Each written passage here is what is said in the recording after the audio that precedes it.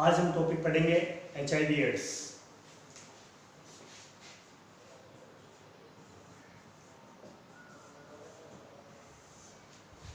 HIV ads भी एक भयंकर बीमारी है और इसके लिए हम वही बिंदु लेंगे जो बोर्ड के दृष्टि से इम्पोर्टेंट है, जैसे रोगजनक,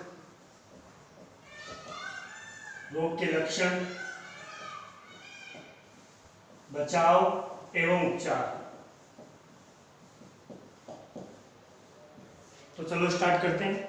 सबसे पहले एड्स। एड्स का पूरा नाम एक्वायर्ड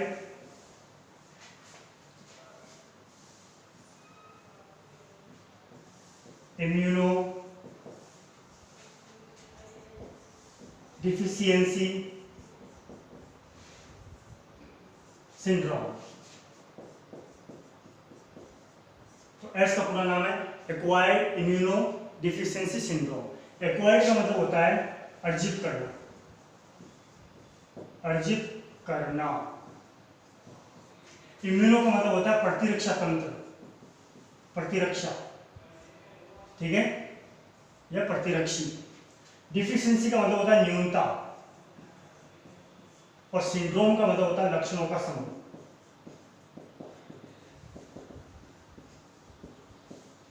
तो देखो, एड्स नाम एक्चुअल में है क्या? एड्स कोई एक बीमारी नहीं है, एक पर्टिकुलर एक बीमारी नहीं है जैसे मलेरिया है, टाइफाइड है। ये क्या है कि हमारे शरीर में जो प्रतिरक्षा तंत्र है, ठीक है ना, वह बहुत ही कमजोर हो जाए, बहुत ही डाउन हो जाता है, कमजोर हो जाता है, जिसकी वजह से हमारे विभिन्न प्रकार के रोगों के लक्षण हमें दिखाई देने लग जाते हैं। तो वह सभी रोग जब हमारे शरीर में घर कर लेते हैं तो वो एड्स कहलाता है, ठीक है। अब एड्स होता किसकी वजह से? क्योंकि कोई ना कोई रोग के पीछे कोई रोगाणु या कारक होता है। तो एड्स का जो रोगजनक है वो एक वायरस है, वायरस, और ये वायरस है HIV। तो HIV का पूरा नाम, एच का मतलब ह्यूमन इम्यूनो डिफिशियंसी वायरस।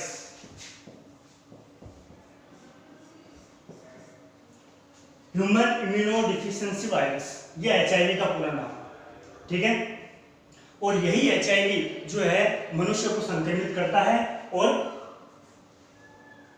शरीर के अंदर, जब वो मनुष्य के शरीर के अंदर बहुत सारी संततियां अपनी उत्पन्न करता है और प्रतिरक्षा तंत्र कमजोर कैसे होता है, उस सब के बारे में हम देखेंगे। तो रोगजनक के बारे में हम थोड़ी डिटेल जान लेते हैं। तो इसका हम जो टॉपिक क्लियर करेंगे वो है संरचना एवं प्रतिकृति। ये टॉपिक हम करेंगे, ठीक है। तो HIV की संरचना कैसी होती है? तो ये एक डबल सर्कुलर एक स्ट्रक्चर है, ठीक है। और यह जो द्विस्तरीय संरचना होती है ये लाइपोप्रोटीन की बनी होती है, लाइपोप्रोटीन की बनी होती है, ठीक है, द्विस्तरीय। और इसमें बीच बीच के अंदर यहां पर ऐसे सैटेलाइट नुमा संरचनाएं पाई जाती हैं, इस तरह से।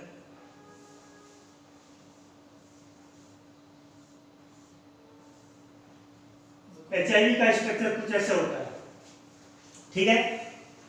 ये द्विस्तरीय लाइपोप्रोटीन का दोहरा डबल आवरण होता है और इसके बीच में ऐसे सैटेलाइट नुमा संरचनाएं होती है। इस सैटेलाइट के बारे में हम देखते हैं। तो यहाँ पर ये जो सैटेलाइट है ये दो सब यूनिट का बना हुआ है। एक तो जो है ये इस ट्रांस मेम्ब्रेन है, यानी कि इस द्विस्तरीय संरचना जो ये है इसमें धसा हुआ है, और एक बाहर की तरफ ये है, ठीक है। तो ये जो बाहर वाली ये सब यूनिट और ये सब यूनिट, यानी कि ये जो सैटेलाइट है दो सब यूनिट का बना होता है, और ये होती है ग्लाइकोप्रोटीन। ग्लाइकोप्रोटीन होती है, और ग्लाइकोप्रोटीन ये भाग अलग है और ये भाग अलग है। इस भाग को हम ट्रांस मेम्ब्रेन कहेंगे, ठीक है, क्योंकि ये जो है इस द्विस्तरीय संरचना में धसा हुआ है। क्लियर? तो ये जो लाइपोप्रोटीन है इसको कहते हैं GP120, और इसको, इस भाग को हम कहते हैं GP41, ठीक है। तो ये सैटेलाइट नुमा संरचनाएं इस प्रकार से पाई जाती है। जिस प्रकार से हम केक में कैंडल लगाते हैं, कुछ भाग बाहर की तरफ रहता है, कुछ भाग अंदर उस केक में धसा हुआ होता है कैंडल का, ठीक उसी प्रकार से ये जो है ग्लाइकोप्रोटीन जो है संरचना होती है। ग्लाइको मीन्स होता है कार्बोहाइड्रेट, प्रोटीन है ये, तो सामान्य कार्बोहाइड्रेट और प्रोटीन का बना हुआ ये भाग होता है, ठीक है। उसके अंदर ये जो HIV वायरस के अंदर का ये जो भाग है ये बना हुआ होता है कैप्सिड का। ये कैप्सिड की संरचना होती है इस प्रकार से।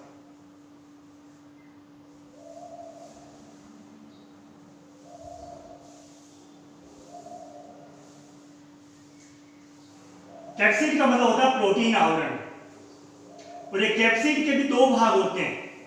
कैप्सिड के भी दो भाग होते हैं, क्लियर है। यहां पर एक तो ये कैप्सिड का भाग होगा, ये देखो ये भाग,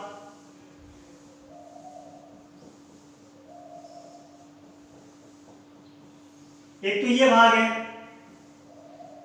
और ये जो मैंने एक ये चेन वाली संरचना बनाई है, एक ये भाग है, ठीक है। तो कैप्सिड यानी कि आंतरिक भाग, HIV का जो आंतरिक भाग होता है वो कैप्सिड का बना होता है, तो इसे हम कहेंगे कैप्सिड। कैप्सिड मीन्स होता है प्रोटीन खोल, प्रोटीन शेल या प्रोटीन आवरण। और ये कैप्सिड भी दो भाग का बना हुआ है, एक भाग तो ये है जो मैंने क्रॉस से बनाया है, और एक भाग ये चेन नुमा है, ठीक है। तो ये जो भाग है इसको हम कहते हैं प्रोटीन 17। प्रोटीन मीन्स कैप्सिड जो है प्रोटीन आवरण है, इसको हमने P17 नाम दिया, क्लियर। और ये जो दूसरा भाग है ये अंदर वाला, ठीक है, इसको हम कहते हैं P24। और ये जो P24 है इसके बीच में यहां पर सिंगल स्टैंड RNA पाया जाता है, और इसके दो टुकड़े कह दो भाग पाए जाते हैं। तो ये होता है एक रज्जु की RNA, एक रज्जु की सिंगल स्टैंड RNA। क्योंकि आपने 11th में पढ़ रखा है कि वायरस के अंदर जो है एक रज्जु की, दो रज्जु की DNA हो सकता है, या एक रज्जु की या दो रज्जु की RNA पाया जा सकता है। तो जो HIV वायरस है इसे हम रेट्रोवायरस भी कहते हैं, रेट्रोवायरस। और ये हम आगे पढ़ेंगे कि क्यों कहते हैं। तो यहां पर ध्यान रखो कि HIV रेट्रोवायरस फैमिली का वायरस है, और इसमें सिंगल स्ट्रैंड RNA बिल्कुल केंद्र भाग में पाया जाता है, ठीक है। यह आनुवंशिक पदार्थ है, ठीक है। और इसके बाहर की तरफ कैप्सिड पाया जाता है, और ये कैप्सिड जो होता है प्रोटीन आवरण होता है, इसके दो भाग होते हैं, और इसके बाहर की तरफ जो है ग्लाइकोप्रोटीन जो है 41 और 120 संरचना सैटेलाइट जैसी पाई जाती है। और सबसे बाहर जैसे नॉर्मल सेल के अंदर होता है कि ग्लाइकोप्रोटीन का द्विस्तरीय आवरण पाया जाता है, आवरण पाया जाता है, ठीक है। तो ये आपको HIV संरचना के अंदर ऐसे लिखना है। इसके साथ में यहाँ पर ये जो सिंगल स्ट्रैंड RNA है दो है, तो इन दोनों के पास में यहाँ पर ये देखो ये एक संरचना, ये मैंने एक एंजाइम बनाया है जिसको हम कहते हैं रिवर्स ट्रांसक्रिप्टेज एंजाइम। क्रिप्टेज क्योंकि एंजाइम के नाम के अंदर पीछे एज लगता है, तो रिवर्स ट्रांसक्रिप्टेज ये एक एंजाइम है, और ये प्रत्येक RNA के मॉलिक्यूल से जुड़ा हुआ होता है, ठीक है। तो इसी की वजह से जो है इसका नाम रेट्रोवायरस फैमिली रखा गया है। रेट्रोवायरस फैमिली क्यों है, तो इसका कुछ फंक्शन है वो हम देखेंगे आगे, ठीक है, वो हम देखेंगे प्रतिकृति में। तो ये इसकी संरचना है, एक बार वापस देख लो कि HIV की जो संरचना होती है वह द्विस्तरीय लाइपोप्रोटीन का आवरण, जो बाहर वाला आवरण होता है लाइपोप्रोटीन का बना हुआ होता है, इसके बीच में इसमें सैटेलाइट नुमा संरचना पाई जाती है, और ये जो है ग्लाइकोप्रोटीन होती है, कार्बोहाइड्रेट और प्रोटीन की बनी हुई होती है। जो सबसे बाहर वाली भाग होती है 120 होती है, और जो बीच वाली जो ट्रांस मेम्ब्रेन होती है, ट्रांस मेम्ब्रेन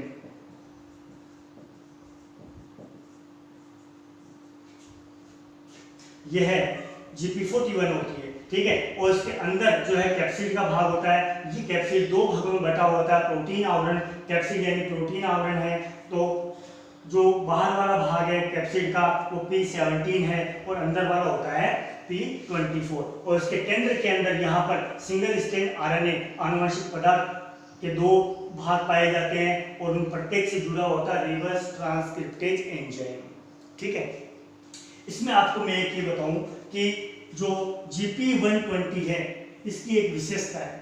HIV वायरस के बारे में आपने सुन रखा होगा कि अब तक जो है एड्स की दवा नहीं बनी है, वैक्सीन बनी नहीं है। जितनी भी वैक्सीन पर काम चला, एक्सपेरिमेंट हुए, तो वो सारे के सारे फेल हो गए। उसका रीजन क्या है? रीजन ये है कि यह जो अपनी HIV जो है अपने सैटेलाइट के जो अग्रभाग होता है GP120 ये बार बार गिराता रहता है, ये चेंज होता रहता है, ये चेंज होता रहता है, जिसकी वजह से क्या होता है कि हमारे शरीर की एंटीबॉडी इसको पहचान नहीं पाती है।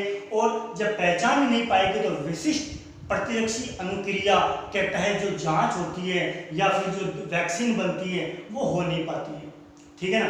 तो जब वैक्सीन नहीं बन पाएगी तो जो है हम HIV के विरुद्ध हमारा शरीर नहीं लड़ सकता या कोई भी टीका जो है वो कारगर सिद्ध नहीं हो सकता। तो यहाँ पर आपको ये ध्यान रखना है कि 120 जो है बार बार जो है हटता रहता है, उतरता रहता है और नया वापस लग जाता है, कोई दूसरा नया लग जाता है। तो इस प्रकार से ये भाग जो है गिरता रहता है, हटता रहता है। तो इसी की वजह से हम कह सकते हैं कि HIV अपना रूप बदलता है। क्लियर है? तो यहाँ पर अब हम थोड़ा रेट्रोवायरस जो HIV वायरस है उसकी अब हम प्रतिकृति के बारे में समझेंगे, जिससे आपको रेट्रोवायरस नाम का पता चलेगा कि आखिर ये नाम है क्या, ठीक है। वैक्सीन नहीं बनने का कारण मैंने आपको बता दिया कि आज हमारे जो है वैज्ञानिक या साइंस फेल क्यों हो रही है, लेकिन हो सकता है कि आगे आने वाले भविष्य के अंदर जो है इसकी दवा बन सके। तो अगला टॉपिक जो हम ले रहे हैं वो है हमारे HIV की प्रतिकृति, ठीक है। प्रतिकृति का मतलब होता है अपनी कॉपी बनाना, अपनी कॉपी बनाना, ठीक है। और ये समझने के लिए आपको HIV की जो ये संरचना की जो हमने डिस्कस की है वो आपको वापस एक बार समझनी होगी, ठीक है। वो जो है वीडियो को रिवाइंड लेकर के पीछे लेकर के आप वापस उसको देखें, समझे। अगर समझ में नहीं आया तो 2-3 बार देखें, ठीक है। तो अब देखो प्रतिकृति क्या होती है। प्रतिकृति का मतलब क्या है कि ये हमारे शरीर में संक्रमण कैसे करता है, ये हमारे शरीर में संक्रमण कैसे करता है। तो ये हमारे शरीर के अंदर जो है WBC पर अटैक करेगा।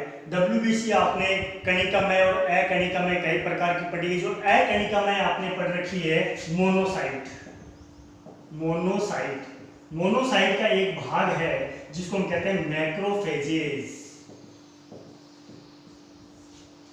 महाभक्षकाणु, ठीक है।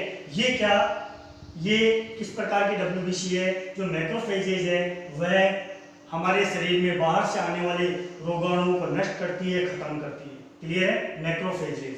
तो HIV क्या करता है? HIV जो है मैक्रोफेजेस सेल पर अटैक करता है, ठीक है। तो ये मैंने आपको जो है एक मैक्रोफेजेस सेल बनाई है,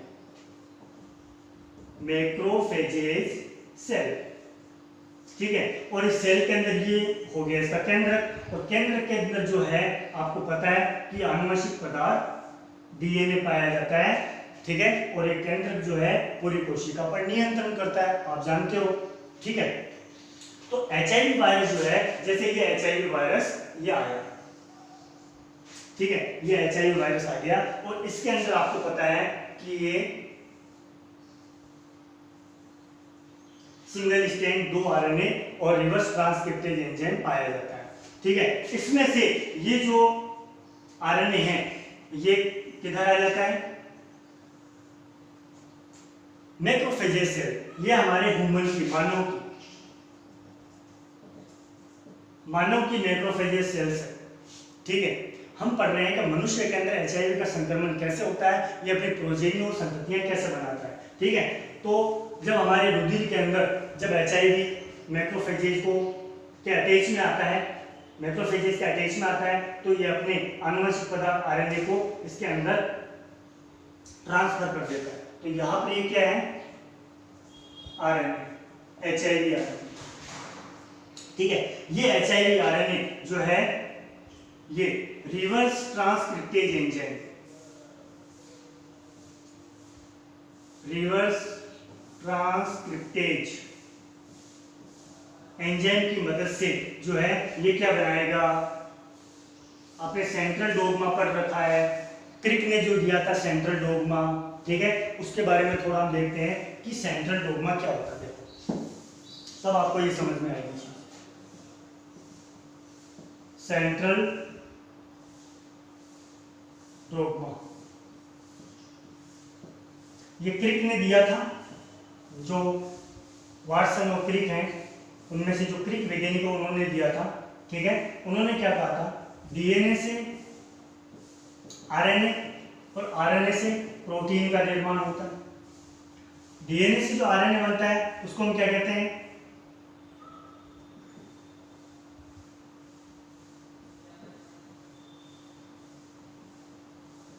ट्रांसक्रिप्शन, ठीक है।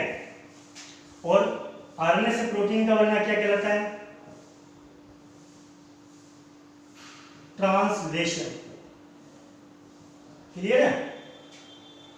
तो डीएनए से आरएनए ट्रांसक्रिप्शन प्रक्रिया के द्वारा बनता है, और जैसे अनुलेखन कहते हैं, और ये अनुवादन, ठीक है ना। और आरएनए से प्रोटीन बनती है ट्रांसलेशन के द्वारा, और ये प्रोटीन हमारे शरीर के अंदर जो है शरीर के विकास को और विभिन्न प्रकार की क्रियाओं के अंदर ये मदद करती है, जीव रासायनिक क्रियाओं में मदद करती है, ठीक है। कुछ विशेष कंडीशन के अंदर आरएनए डीएनए बनाता है, ठीक है, उसको हम कहते हैं रिवर्स ट्रांसक्रिप्शन। तो यहां पर जो रिवर्स ट्रांसक्रिप्टेज एंजाइम है उसकी मदद से, रिवर्स ट्रांसक्रिप्टेज एंजाइम की मदद से जो है आरएनए डीएनए बनाएगा। तो यहां पर हम देख रहे हैं, तो जो एचआईवी के पास में आरएनए भी है और रिवर्स ट्रांसक्रिप्टेज एंजाइम भी है। तो यहाँ पर आप देख सकते हो ये जो प्रक्रिया वापस पीछे चलने वाली आरएनए से डीएनए बनाने वाली, तो यहाँ पर जो है एचआईवी आरएनए, ये HIV RNA reverse transcriptase enzyme के द्वारा क्या बनाएगा, एचआईवी डीएनए बनाएगा, ये एचआईवी डीएनए बनाएगा। और ये पूरी प्रक्रिया कहाँ हो रही है, ह्यूमन की मैक्रोफेजेज सेल्स में हो रही है, ठीक है। और यह अपने इस डीएनए को केंद्रक के अंदर प्रवेश करा देता है, मैक्रोफेजेज सेल्स की न्यूक्लियस में केंद्रक में प्रवेश करा देता है एचआईवी डीएनए। और ये हमारा ह्यूमन का डीएनए है, ह्यूमन डीएनए, ठीक है। और ये इसके साथ में क्या करेगा, कंबाइन करेगा, और अब जो संरचना बनेगी ये यहाँ पर ह्यूमन का डीएनए, और ये इसके साथ में ये अटैच हो जाता है लास्ट के अंदर। इसको थोड़ा सा अलग बता देते हैं, ठीक है। ये इस प्रकार से, ये देखो ये अटैच हो गया, जैसे ये संरचना हमने इसको अलग बता दी। इसमें आप रेड या ब्लैक पेन का यूज करके इसको बता सकते हो आप, ठीक है। एचआईवी डीएनए को ह्यूमन डीएनए से थोड़ा सा डिफरेंट बताने के लिए। तो यहाँ पर हम देख रहे हैं कि ये आरएनए होता है, वो होता है एमआरएनए। तो यहाँ पर ये पूरा कंट्रोल चूंकि एचआईवी डीएनए के हाथ में आ चुका है, तो यहाँ पर अब जो आरएनए बनेगा, ठीक है ना, ये जो आरएनए बनेंगे, ये आरएनए अब कहाँ आएंगे, कोशिका द्रव्य में, क्योंकि ये साइटोप्लाज्म में कोशिका द्रव्य के अंदर आएगा, ठीक है, केंद्रक से बाहर की तरफ आएगा। तो यहाँ पर ये जो है आरएनए बाहर आ जाएगा। तो देखो यहाँ पर डीएनए से आरएनए बन गए, क्योंकि प्रोटीन बनाना है। आपको पता है कि कोई भी कोशिका इस प्रकार से प्रोटीन बनाने के लिए क्रिया करती है, जिसको हम जो है ट्रांसक्रिप्शन या अनुलेखन कहते हैं, ठीक है।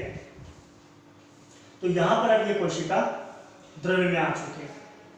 यहां से ये जो एक एमआरएनए है, चूंकि ये किस प्रकार का है, एचआईवी, क्योंकि पूरा कंट्रोल एचआईवी के द्वारा हो चुका है, ठीक है ना। तो यहां पर ये एचआईवी एमआरएनए जो एक है, वह क्या करेगा, इस राइबोसोम को प्रेरित करेगा, राइबोसोम को प्रेरित करेगा, और ये राइबोसोम क्या बनाएगी, प्रोटीन बनाएगी, राइबोसोम प्रोटीन बनाएगी, ठीक है। और ये जो आरएनए हैं, क्योंकि इस प्रकार के आरएनए बनते जा रहे हैं और आपको पता है कि वापस जो एचआईवी की संतति बनेगी, ठीक है ना, ये पैतृक या पेरेंट्स एचआईवी हो सकता है, ये इसकी प्रोजेनी संतति बन रही है, तो आपको पता है इसमें भी 2 आरएनए की जरूरत होती है, ठीक है, और इसके आवरण को बनाने के लिए कैप्सिड की जरूरत होती है। कैप्सिड होता है प्रोटीन आवरण, और वो प्रोटीन यहाँ से मिलेगा, ठीक है। तो अब आपको पता चल जाना चाहिए कि यहाँ से ये जो आरएनए है इस प्रोटीन के साथ में मिलकर के ये जो है इस प्रकार की एचआईवी संतति बनाता है। तो ये एक मैक्रोफेजेज सेल में हमने संक्रमण को देखा कि एचआईवी किस प्रकार से संक्रमित करके मैक्रोफेजेज सेल जो प्रतिरक्षा तंत्र की हमारी महत्वपूर्ण कोशिका है, जो प्रथम प्रतिरक्षा पंक्ति कहलाती है हमारे शरीर के अंदर न्यूट्रोफिल के साथ में मिलकर के, ठीक है, ये एचआईवी इसको किस प्रकार से निष्क्रिय करता है, ठीक है, और अपनी प्रोजेनी या संतति बनाता है। तो ये जो पूरा टॉपिक है ये प्रतिकृति में आता है, ठीक है। तो यहाँ पर ये जो है अब ये नई संतति क्या करेगी, ये इसी प्रकार की अन्य मैक्रोफेजेज सेल को क्या करेगी, ये उस पर अटैक करेगी, उसको निष्क्रिय करेगी, ठीक है, और अपने संतति में वृद्धि करेगी। तो इस प्रकार से एचआईवी वायरस जो है मैक्रोफेजेज सेल, ये बहुत ही महत्वपूर्ण टॉपिक है कि एचआईवी फैक्ट्री किसे कहा गया है। तो यहाँ पर एचआईवी फैक्ट्री का मतलब क्या होता है कि फैक्ट्री का मतलब क्या होता है उत्पादन। एचआईवी फैक्ट्री का मतलब क्या होता है कि वह स्थान जहाँ पर एचआईवी का उत्पादन हो रहा है तो वह मैक्रोफेजेज सेल, इसको हम एचआईवी फैक्ट्री कहते हैं, एचआईवी फैक्ट्री, ठीक है। और जो दूसरी सेल होती है जो प्रतिरक्षा तंत्र में हमारे मुख्य भूमिका निभाती है उसको हम कहते हैं T helper cell, T helper cells. ये सहायक कोशिकाएं होती है। ये सहायक कोशिकाएं क्या करती है, यह लिम्फोसाइट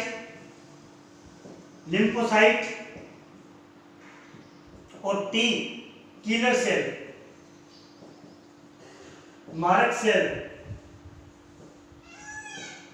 से मदद लेती है, क्योंकि जब हमारे शरीर में किसी रोगाणु का प्रवेश होता है तो उसकी जानकारी जो है हमारे प्रतिरक्षा तंत्र को होना बहुत जरूरी है, और वह जानकारी कौन देता है, टी हेल्पर सेल देती है। ये मदद लेने जाती है, ये इनसे मदद लेने जाती है और ये कहती है कि भाई हमारे जो है रोगाणु इस प्रकार का हमला करने के लिए आ चुका है, हमारी कोशिका उत्तक अंग को हानि पहुंच सकती है, तो आप आइए।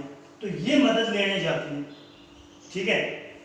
और फिर ये जो है मोनोसाइट के साथ में मिलकर के ये जो है फिर रोगाणुओं को नष्ट करते हैं। क्लियर है। तो यहाँ पर ये एचआईवी क्या करेगा, मैक्रोफेजेज सेल पर अटैक करने के साथ ही ये टी हेल्पर सेल पर अटैक करेगा, इनकी भी जो है कोशिका को वो निष्क्रिय कर देगा और अपने संख्या में वृद्धि करेगा। जब टी हेल्पर सेल निष्क्रिय हो जाएगी तो इनको जो है इनसे मदद लेने वाला हमारे शरीर के अंदर कौन रहेगा, ठीक है, क्योंकि इनको पता ही नहीं रहेगा और इनके पीठ पीछे जो है एचआईवी वायरस अपनी संख्या में वृद्धि करता जा रहा है।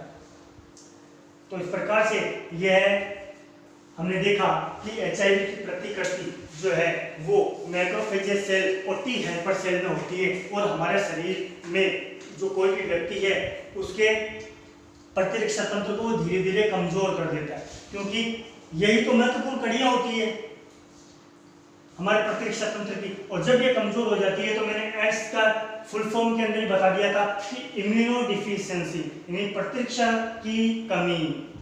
हमारे शरीर के अंदर प्रतिरक्षी होते हैं, इम्यूनिटी पावर है वो कम हो जाता है, और जिससे हमारे जब ये इम्यूनिटी पावर कम हो जाता है तो विभिन्न प्रकार के रोग हमारे शरीर के अंदर घर कर लेते हैं, ठीक है। तो ये हमारा टॉपिक था संरचना एवं प्रतिकृति, ठीक है। अब क्या है कि जब एचआईवी का संक्रमण हमारे शरीर व्यक्ति के शरीर में हो जाता है तो वो एचआईवी पॉजिटिव कहलाता है, एचआईवी पॉजिटिव। क्लियर है। जैसे अभी इन दिनों कोरोना का बहुत ज्यादा इफेक्ट है, तो उससे जो ग्रसित व्यक्ति है वो कोरोना पॉजिटिव है, और जो ग्रसित नहीं है वो कोरोना नेगेटिव है, जांच के द्वारा पता लगता है। तो इसी प्रकार से जो है इसमें भी जांच की जाती है, और इसमें कोई व्यक्ति जब एचआईवी संक्रमित होता है तो एचआईवी पॉजिटिव होता है। तो अगर कोई व्यक्ति एचआईवी पॉजिटिव है या एचआईवी का संक्रमण हो चुका है तो उसमें जो है रोग के लक्षण क्या दिखेंगे, तो अब हम पढ़ते हैं लक्षण के बारे में। क्लियर है।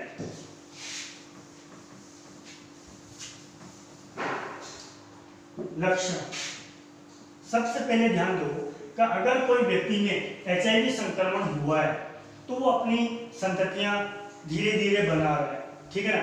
तो इसमें एक बात आपको ध्यान रखनी है कि व्यक्ति में एकदम से कुछ ही दिनों में, घंटों में जो है, सप्ताह में लक्षण प्रदर्शित नहीं होते हैं। कम समय में संक्रमित व्यक्ति में लक्षणों का पता नहीं चलता है, यानी कि जब लक्षणों का पता नहीं चलता है तो वह व्यक्ति सामान्य जीवन बिताता है, ठीक है। और जब सामान्य लक्षण वो बिताता है तो 5 से 10 साल बाद में, यानी इतने समय बाद जो है लक्षणों का पता लगता है। और आपको पता है, जैसे मैंने आपको प्रति करते में बताया था कि HIV वायरस जब अपनी संख्या वृद्धि कर लेता है, इसका मतलब है हमारा अब इम्यूनो सिस्टम बिल्कुल ही जो है उस व्यक्ति का डाउन हो चुका है। तो 5 से 10 साल लग जाते हैं लक्षणों को प्रदर्शित होने में।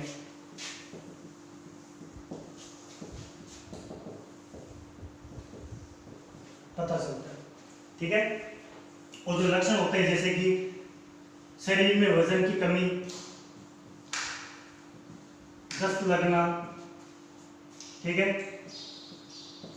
मलेरिया, कैंसर और छोटे बड़े जितने भी जीवाणु जनित है, वायरस जनित है, कवक जनित जो रोग हैं वो हमारे उस HIV पॉजिटिव व्यक्ति के शरीर के अंदर जो है रोग हो जाते हैं। तो इन मुख्य रोगों के बारे में आपको लिखना है जब रोग के लक्षण पूछा जाए।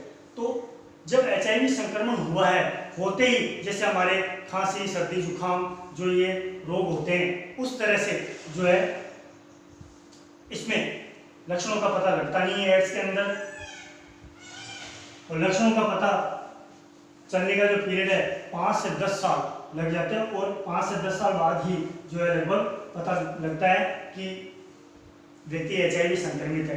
तब तक जो है HIV बहुत सारी अपनी संततियां, यानी अब संक्रमण इतना कर लेता है कि पूरे शरीर पर वो कब्जा कर लेता है, इम्यूनिटी पावर खत्म कर देता है और अंत में व्यक्ति की मृत्यु हो जाती है, ठीक है।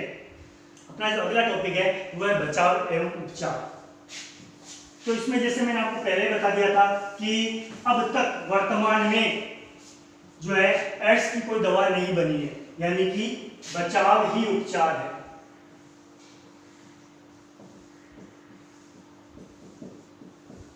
बचाव ही उपचार है, ठीक है।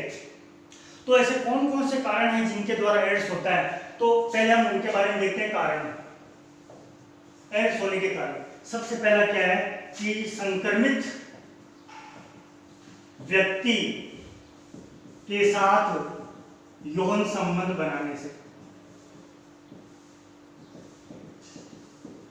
अगर कोई HIV संक्रमित व्यक्ति है और वो जितने के साथ में भी जिन जिन व्यक्तियों के साथ में वो यौन संबंध बनाएगा तो वो HIV पॉजिटिव कर सकता है, संक्रमित कर सकता है। दूसरा क्या है कि जो नशीली दवाएं और ड्रग्स लेते हैं वो व्यक्ति एक ही इंजेक्शन का यूज करके और एक ही इंजेक्शन से जो है कई व्यक्ति उसी इंजेक्शन से बार बार जब वो ड्रग्स लेते हैं तो उनको भी HIV हो सकता है। तो ड्रग लेने में एक ही इंजेक्शन का प्रयोग होने पर, ठीक है। और जो तीसरा है वह अगर HIV पॉजिटिव गर्भवती माता से उसके बच्चे हो सकता है, ठीक है। तो ये कुछ एड्स के कारण है। संक्रमित व्यक्ति के साथ में यौन संबंध बनाने से, ठीक है, इसे हम असुरक्षित यौन संबंध कहते हैं। और जो ड्रग्स नशीली दवाएं हैं वो कई जो ग्रुप व्यक्ति है वो एक इंजेक्शन का प्रयोग करते हैं तो उससे वो जो है HIV संक्रमित हो सकते हैं। और अगर HIV पॉजिटिव प्रेग्नेंट लेडीज है तो उसके बच्चे के अंदर हो सकता है। ठीक है, अब बचाव एवं उपचार। तो यहाँ पर मैंने आपको पहली चीज बता दी कि इसमें दवा नहीं बनती है, दवा अब तक नहीं बनी है। तो कारण मैंने आपको बता दिया था कि जो ग्लाइकोप्रोटीन 120 है, ग्लाइकोप्रोटीन 120 है, वो जो है बार बार गिरता रहता है, नया बनता रहता है, जिसकी वजह से जो है अब तक जो है वैक्सीन बनी नहीं है। तो फिलहाल बचाव भी उपचार है, तो इसके लिए हमें क्या करना पड़ेगा, इनके बारे में ध्यान दो। अगर आपको ये कारण पता रहेंगे तो आप बचाव समझ सकते हो। यानी कि सबसे पहले बचाव भी उपचार है, क्योंकि इसकी दवा नहीं बनी है, और हमें किसी के भी साथ में असुरक्षित यौन संबंध नहीं बनाना चाहिए। यानी एक ही जीवन साथी के साथ में सुरक्षित यौन संबंध बनाना चाहिए। ठीक है, और जो है जितने भी हम कोई भी दवाई लें तो केवल जो इंजेक्शन है वो यूज एंड थ्रो, यानी एक बार हमने यूज में ली और उसको फिर फेंक देना चाहिए। यानी कि एक इंजेक्शन से हमें बार बार जो है दवाइयाँ या इंजेक्शन इंजेक्ट हमारे शरीर के अंदर नहीं करना चाहिए। यानी कि केवल एक ही इंजेक्शन का प्रयोग नहीं करना चाहिए। ठीक है ना। और HIV अगर कोई लेडीज है तो वह गर्भ धारण नहीं करे तो फिर जो है उनके बच्चों, क्योंकि उनके जब वो गर्भ धारण नहीं करेगी, ठीक है, तो उसके बच्चे नहीं होंगे और जो HIV संक्रमित आगे नहीं कर सकती है। तो इस प्रकार से हमने देखा बचाव के हम एड्स से कैसे बच सकते हैं। ठीक है, इसका उपचार के अंदर फिलहाल जो है HIV संक्रमण का ही पता लगाया जा सकता है। तो यहाँ पर जो अपना अगला टॉपिक है वह है उपचार के लिए जब हमारे शरीर के अंदर 6 से 8 सप्ताह, ध्यान दो, 6 से 8 सप्ताह बाद, यानी इसी पीरियड के दौरान जब HIV संक्रमित व्यक्ति हो चुका है, तो उसी पीरियड के दौरान जो है ये शरीर में विशिष्ट प्रतिरक्षी अनुक्रिया होती है।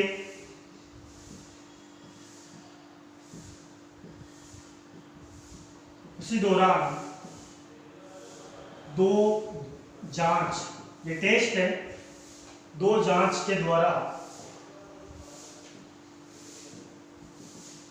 HIV संक्रमण का पता लगाया जा सकता है। ठीक है, तो ये दो टेस्ट है, नंबर 1 एलिसा टेस्ट और दूसरा है वेस्टर्न ब्लॉट टेस्ट। ठीक है, एलिसा टेस्ट, इसकी फुल फॉर्म आपको पूछ सकते हैं।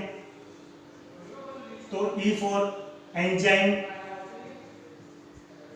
L फॉर लिंक्ड,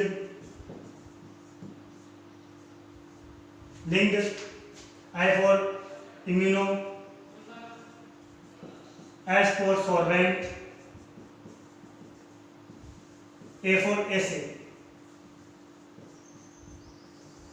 तो ये एक किट है जिस प्रकार से अभी कोरोना की जांच करने के लिए कोरोना किट हॉस्पिटल के अंदर उपलब्ध है और कोरोना पॉजिटिव और नेगेटिव का पता लग जाता है। इसी प्रकार से जो है एलिसा टेस्ट और दूसरा है वेस्टर्न ब्लॉट टेस्ट। इन दो टेस्ट के द्वारा हम जो है संक्रमण का पता लगा सकते हैं कि वो HIV पॉजिटिव है या नेगेटिव है। तो वेस्टर्न ब्लॉट टेस्ट जो है ये बहुत ही सस्ती किट है, सस्ती किट है।